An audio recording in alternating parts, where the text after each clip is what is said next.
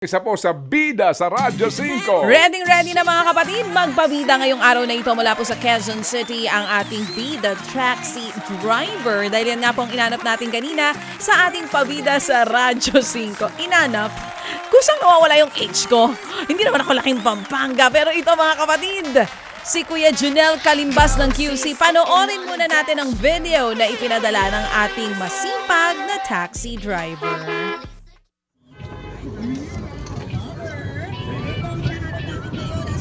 Yan, dinig na dinig po ang boses ko mga kapatid. Itinutok niya po sa kanyang radyo. Oo, mukhang medyo matagal ng panahon ang kanya pong taxi dahil luma po ang radyo ni Kuya. Pero tuloy sa pagpasada. Ayan na, itinutok po sa kanyang pagmumukha. Manalo tayo dyan. Ba, sabi niya, di ba nag-ismile pa si Kuya, ibinalik po sa radyo ang kuha mga kapatid at eto na ngayon, kausapin natin. Nakita mo ba yung ismile niya, baby? Ang cute-cute ni Kuya Junel Kalimbas. Kuya Junel, good morning! Good morning, ma'am. Good morning, Morning sir! po, sir. Ma'am DJ Chacha and Sir Ted Pilon. Salamat, Kuya Junel. Junel! Ma'am. Oo. Kuya Yes po. Junel, kayo po ay 39, apat po ang anak nyo. 40 na po. Tapos, 40 na. 4 yung anak. Okay, Kuya. Lahat po ito nag-aaral na? Yes po, ma'am. Kaso, siyempre, marami pang kulang na gamit. Oo. So, saktong-sakto pa pala po itong pagsali nyo dito sa programa. Sir, bago kayo Oo, naging kaya nga taxi po, ma'am. driver, ano po muna ang naging trabaho nyo?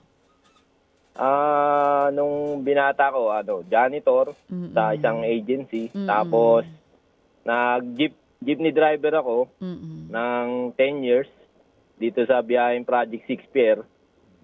Tapos, bago ako nalipat ng taxi po. Bakit po kayo nalipat sa pagtataksi, Kuya? Mas maganda po ba ang kita dyan kaysa sa pag-drive ng jeep? Hindi naman po. Mas maganda po talaga sa jeep noon.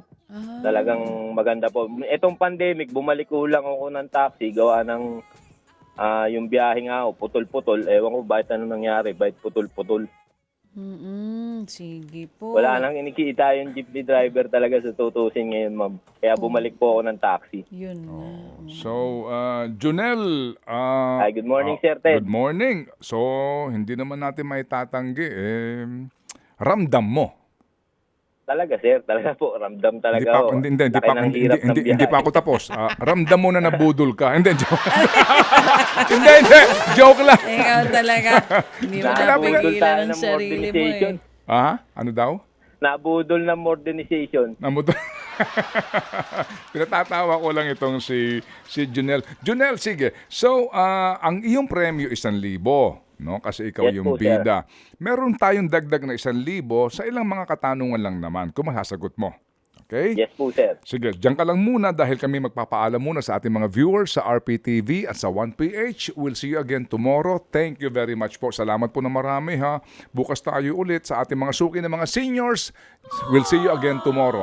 Sa nakikinig ngayon sa radyo o kaya Channel 19 mo pala sa Signal TV, you can check it out. Channel 19 po ang True FM Television. Okay, ngayon, Junel. Oo. Yes po, sir. Anong oras ka nagsimula makinig sa amin ngayong araw na ito? Bali 5 po ako bumiyahe kay Sir Mon Galvez. Ang umpisa ko po. Tapos sa inyo po. O sige. Tapos sunod nito kay Sir Lord de Vera. Oo. Tapos Heart to Heart. Tapos kay Nanay Christy Fermin. Tapos kay Idol Rapi. Yun po, hanggang dun po. O sige. Ang tanong ko, sino ang aming kasamahan sa Radyo 5 na nagdiriwang ng kanyang kaarawan?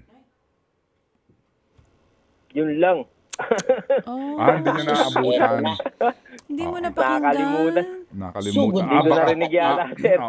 Okay. Ay, kakasbanggit lang namin. Ilang Hindi beses bale. Oo, di bale. Senior citizen. Bigyan kita ng clue. Ha? Yes po, sir. Okay. Christy Fermin. Senior citizen. Yun ang clue namin. Opo. Nakalimutan ko po. Nakalimutan mo. Sige, Nanay Christy Sorry, Fermin. Ha? pag Ang ganyan clue. talagang maraming Happy iniisip. birthday. O yan na, bumati na. Ngayon, maaalala niya na Happy birthday forever po. yan, ang Okay. birthday ni Nay Christy. Oh, yan ang clue namin. Opo, Christy opo. Fermin. Pinahirapan mo talaga, ha?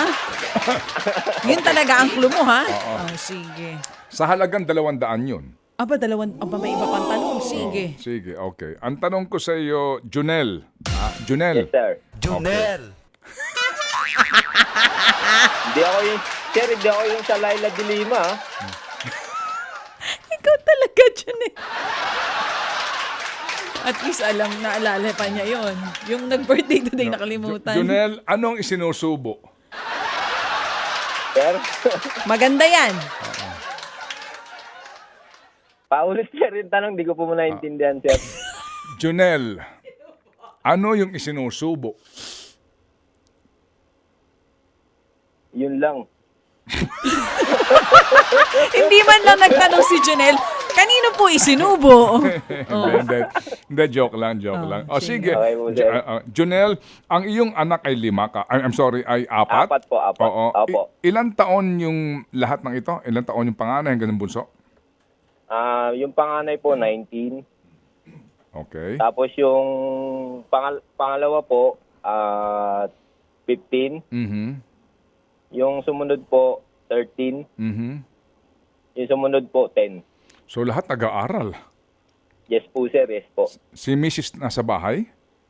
Opo, may sakit po siya na gallbladder. Ang ngayon? Oo, hindi po siya makatrabaho. Gawa na sumasakit po yun dyan. Nako.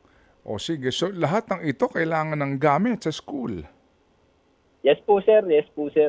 Yung magiging premyo ko po talaga dyan, sir, ilalaan ko doon sa elementary ko muna, saka sa high school ko po na pang uniform, saka pang school supply po.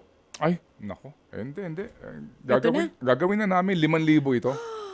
Para, Ay, thank you po, sir. Thank you po. oo, 5,000 na. Gagawin natin 5,000. Abay, ang husay. May additional pa si Kuya. Galing kay Angel Thank you po, Baby thank you po. at kay Happy Cusinera, 1,500.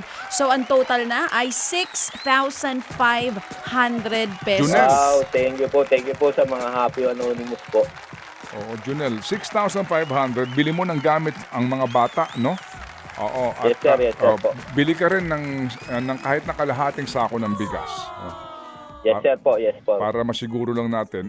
Kasi, alam mo, kayo ang hinahanap ng ating mga Happy Anonymous. Mga tulad mo na nagpapagal, no? Ang pinaka-importante lang, ang galaw sa mundo Patas po. Patas. ay patas. Amen. Amen po. Oo. At alam ko, ramdam ko yung hirap na pinagdadaanan ninyo. Oo. Salamat po, sir. Dahil sabi nga, di ba, oo, ang pangarap mo, Ay, pangarap niya. Ay, yung tanong mo rin sa kanya, yung natanong mo dun sa Saan? caller natin last time. ano, Isa ka rin ba sa nabudol? ikaw talaga.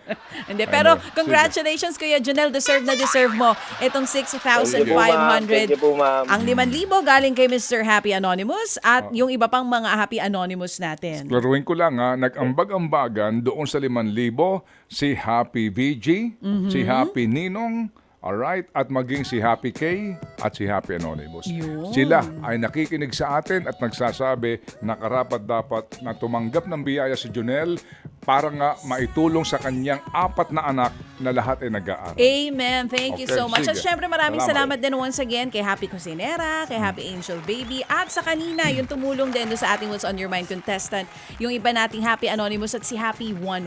Thank you. Sige. So, Junel, sa'yo naman galing ang Yes, sir. pasalamat. Sa'yo naman galing ang pasalamat. Go ahead. Maraming salamat po sa mga tumulong po, mga Happy Anonymous. Di ko na po kayo may isa-isa pero maraming salamat po. Ma'am DJ Chacha, Sir Ted, maraming salamat po at sa inyong programa po. Oo. At salamat din, Junel, sa iyong pagtugon sa aming panawagan ay kay magpabida dahil totoo, ikaw ang bida sa Radyo 5. Salamat, Junel. Abangan mo tawag ng aming staff. Thank you. Ted Filon at DJ Chacha. Ngayon, nasa Radyo 5, 92.3 News FM. Monday to Friday, 6 to 10 a.m.